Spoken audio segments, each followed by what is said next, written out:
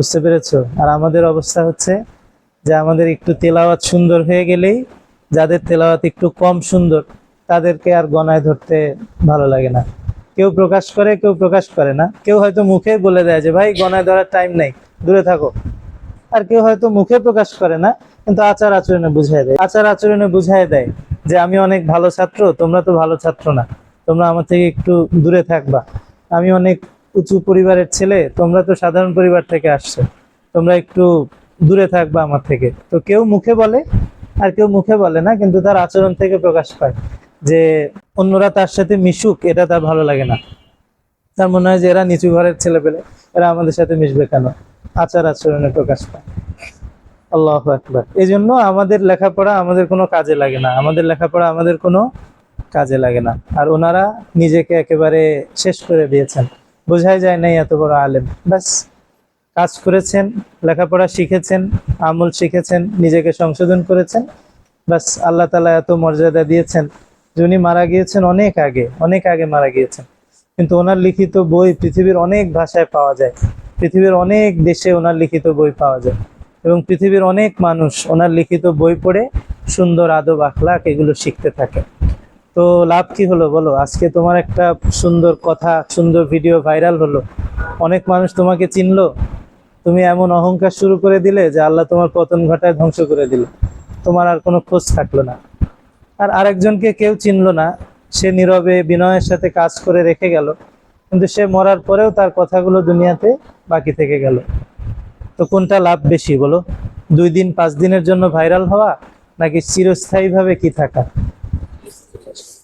সাদাকায়ে জারিয়ার উসিলা হয়ে থাকা? তো এটা অনেক বড় বিষয়, এটা অনেক বড় বিষয়। আমরা ছাত্র মানুষ, আমরা সবাই ছোট মানুষ। তো অনেক সময় আমাদের মধ্যে এই সমস্যাগুলো চলে আসে। সবচেয়ে বেশি যে সমস্যা ছাত্র জামানায় কাজ করে সেটা হচ্ছে অহংকার। বলো কি কি সমস্যা?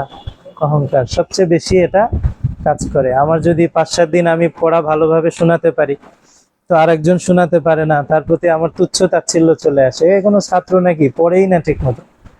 হ্যাঁ ভাই, না পড়া এটা একটা অন্যায়, না পড়া এটা কি অন্যায়। তুমি ভালো করে পড়ো, এটা আল্লাহ তোমার একটা গুণ দিয়েছেন, এটা ভালো কথা।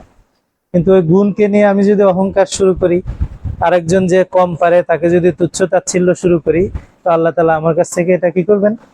কেড়ে নিবেন। 2 দিন পরে দেখবা তুমিও আর পড়া পারছো না। তো তুমি পেরেশান হবা যে আমি এত ভালো ছাত্র, পড়া পারছি না কেন। বাবা মা পেরেশান যে আমার ছেলে এত ভালো ছিল, এখন ভালো হচ্ছে না কেন। উস্তাদরা পেরেশান, এত ভালো ছাত্র এখন পড়া দিতে পারে না কি জন্য। আসল কারণ তো কেউ খুঁজে পাবে না। আসল কারণ কোথায় বলো? ওই যে তুমি নিজেকে মনে মনে ভেবেছো আমি অনেক কিছু জানি, আমি অনেক কিছু বুঝি, আমি অনেক ভালো, অন্যরা ভালো না। হ্যাঁ, অন্যরা বেশি বুঝে না, অন্যদের পড়া সুন্দর না, আচরণ ভালো না। এই ফিকির যখন আমার মধ্যে চলে আসছে, তো আল্লাহ তাআলা অটোমেটিক আমাকে কি করে দিবেন? ধ্বংস করে দিবেন। আমার যত নেয়ামত আছে সব আস্তে আস্তে দূরে চলে যাবে। এই জন্য আমরা এই নিজেদের চিন্তাকে ঠিক করবো ইনশাআল্লাহ। কেমন? আমি ভালো পারি, এজন্য আমি আল্লাহর কাছে শুকরিয়া আদায় করব। আর যে ভালো পারে না তার জন্য আল্লাহর কাছে দোয়া করব, আল্লাহ যেন তাকে ভালো পারার তৌফিক দেন। এই জন্য কি করব? দোয়া করব। তো তুমি আরেকজনের জন্য দোয়া করলে ফেরেশতারা তোমার জন্য আমিন বলবে। তো তুমি যদি চাও যে তুমি অনেক ধনী হয়ে যাও, তো এটার সবচেয়ে সহজ রাস্তা হলো তুমি দোয়া করবা যে আল্লাহ সবাইকে ধনী বানায় দেন। তো এই দোয়ার ওসিলায় আল্লাহ তোমাকে ধনী বানায় দিবে।